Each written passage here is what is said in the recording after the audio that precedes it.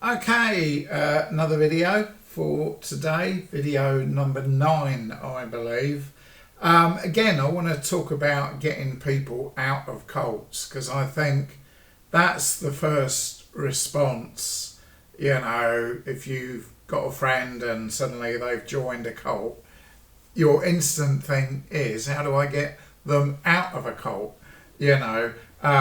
Cults are massive organisations. I would call cults criminal organisations. That's the way I look at them.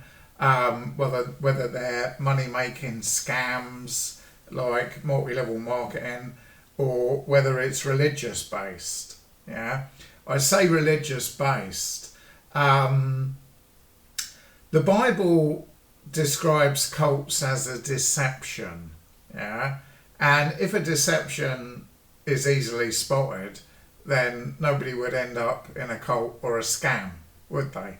So one thing to think about is, why do people join the cult in the first place? For me, I was invited to a church service at a shopping centre, and I went along the next day. They were all very friendly. They seemed like a really nice church. And 2 weeks later, I got baptised. And yeah, I didn't really figure it out for a long time. So people can be deceived by cults and scams for years and years and years. When it comes to sort of multi-level marketing type groups, people can chase the money. They look at the guy on the stage who might be a millionaire, and they've got this little fantasy that one day they'll be a millionaire too, if they only do what the man on the stage tells them. I remember, ironically, after I left the cult in 2015, I was actually, not in a good state.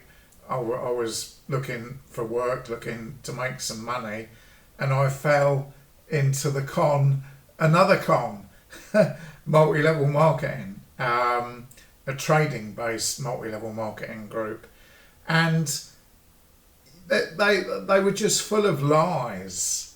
This is the thing, lies and deception. Somebody would say how much money they've made from trading, but they didn't tell you how much money they'd lost.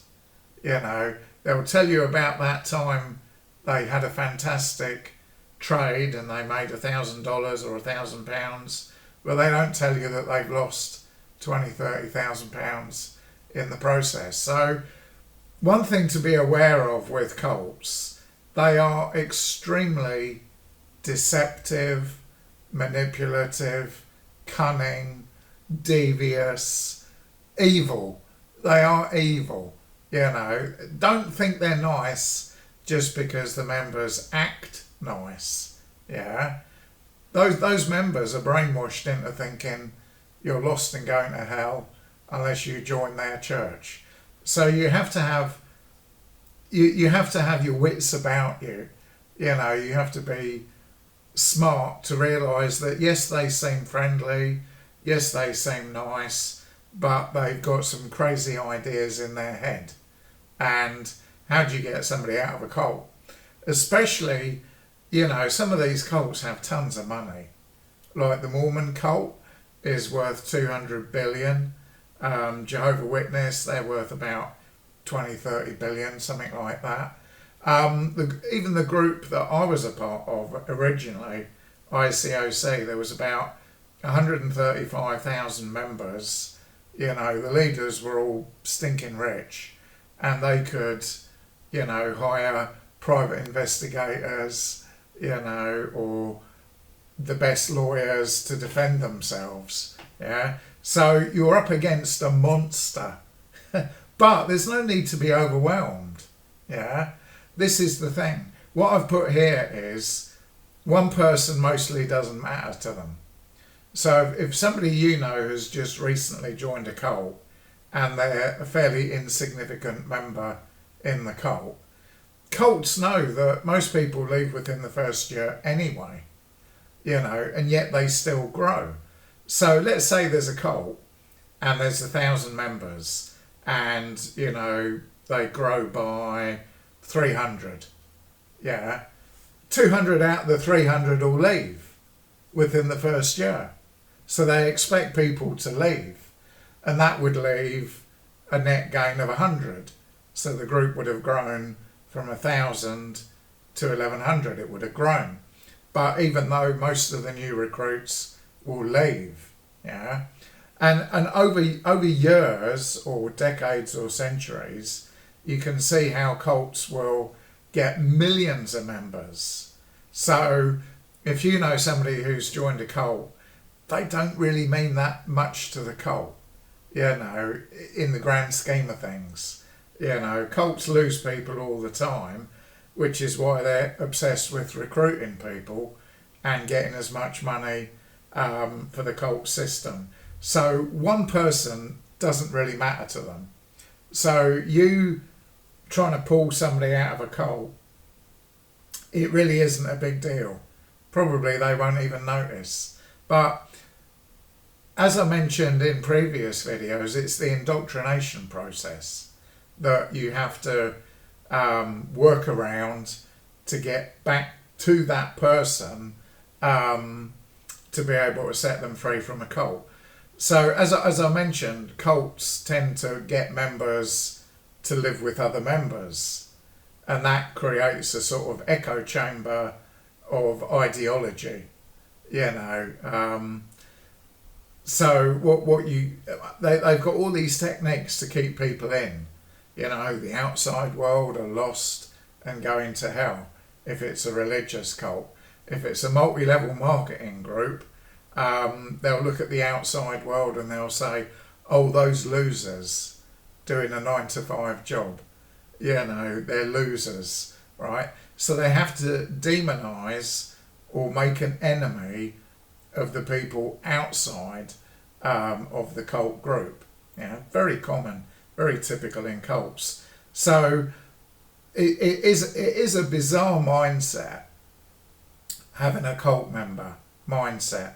I remember, I mean, even though I didn't fully accept the indoctrination completely, I thought, well, surely there's nice people out there. Surely there's safe people out there. But even if you're a cult member and you only loosely are a member, as long as you're giving them money and as long as you're inviting people to the group, you're doing the cult agenda. So they'd rather have somebody who is just giving a little bit of money to the group rather than that person not be there at all. And there's the more extreme members that are very charismatic, very persuasive, able to recruit people, able to persuade people to give money to the cause. So again, it's like you've got a whole spectrum of people in a cult. They're not all the same. They're not all the same. There's fringe members, there's hardcore members, there's people who are getting paid by the cult, like the preachers or the presenters. They're getting paid by the cult. The multi-level marketing group that I fell foul of was a group, it's no longer around, called iMarkets Live, run by a guy called Chris Terry. They literally scammed well over $1 billion of people. It was the size of a cult. I think there were at one point tens of thousands of members, all giving their $200 a month membership fee. So $200 times 10,000, that's 2 million, isn't it? It's a lot of money coming in. And that's every month. I think it was maybe even 50,000 because some of these leaders were on well over $1 million a month. Yeah. And when you add that dynamic into a group of a cult leader or an MLM presenter making millions, then they can afford the best lawyers.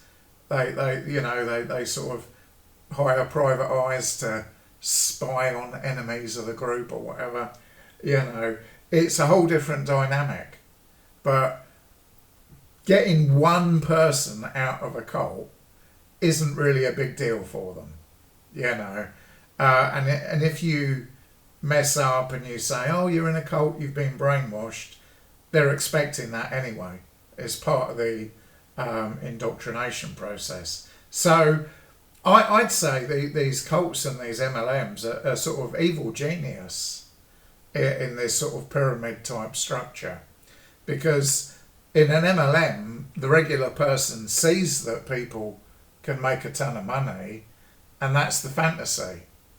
But, you know, most people in an MLM, like 95% of people, are just giving their money to the leaders, effectively.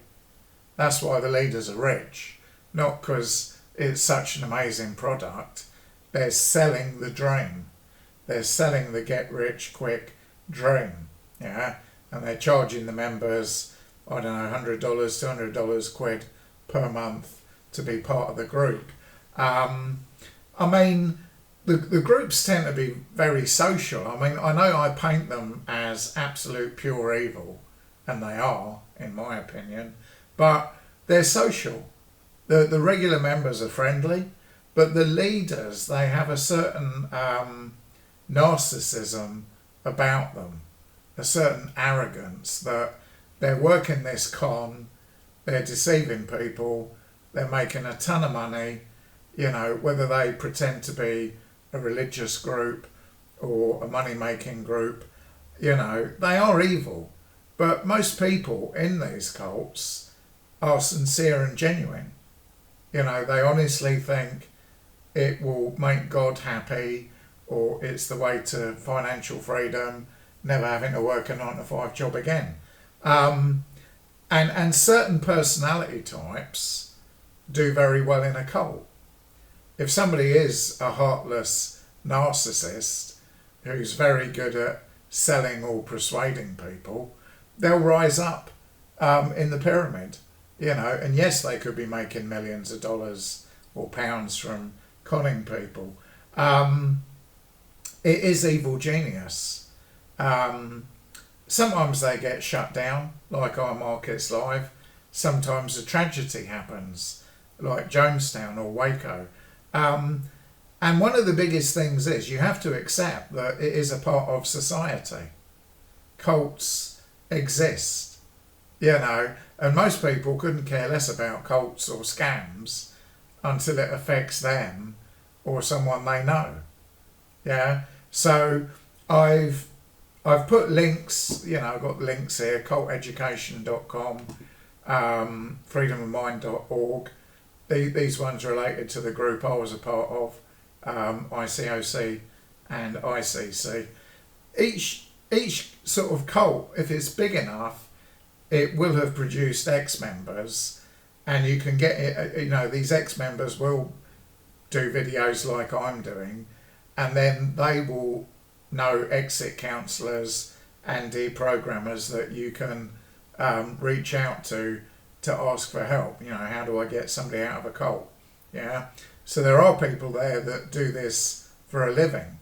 Yeah, they get people out of cults and scams, and they're very good at what they do.